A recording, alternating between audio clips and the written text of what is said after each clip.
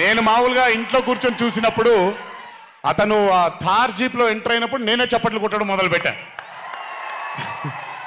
ఎందుకంటే మురళి గారు part 1లో Antony అనగానే దేంతోనే అంటారు.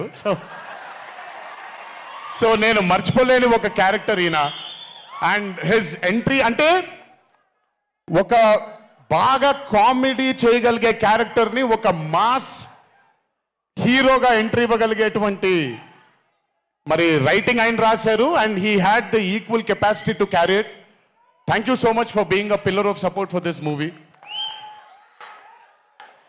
అలాగే మై లడ్డు మా విష్ణు గారు,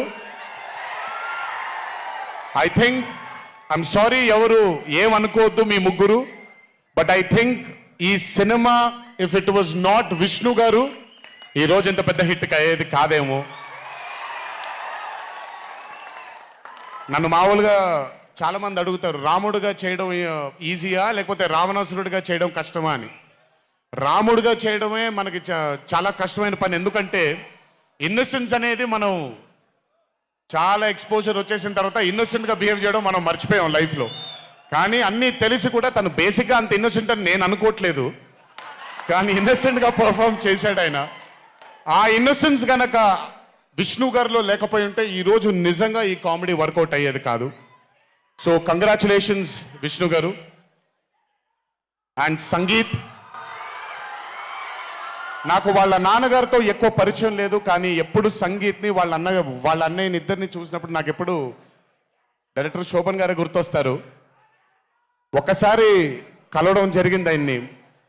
అయినంత సాఫ్ట్ స్పోకెన్ మనిషిని, అంత హంబుల్గా ఉండే మనిషిని నేను మళ్ళీ చూడలేదు.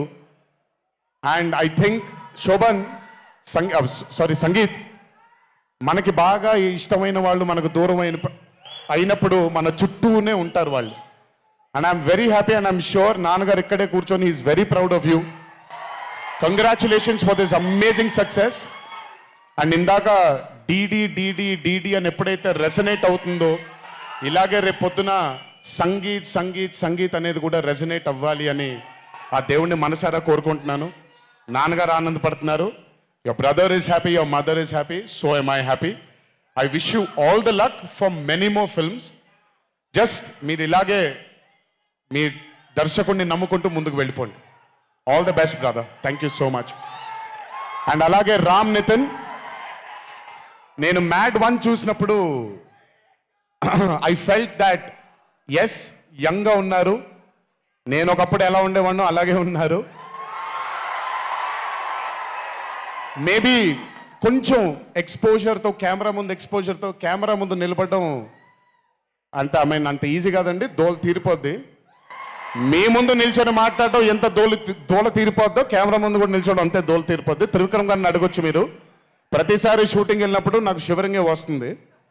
అదంతా మీకు తెలియదు కానీ but today when I saw Mad 2 I think Ram Nitin has killed it.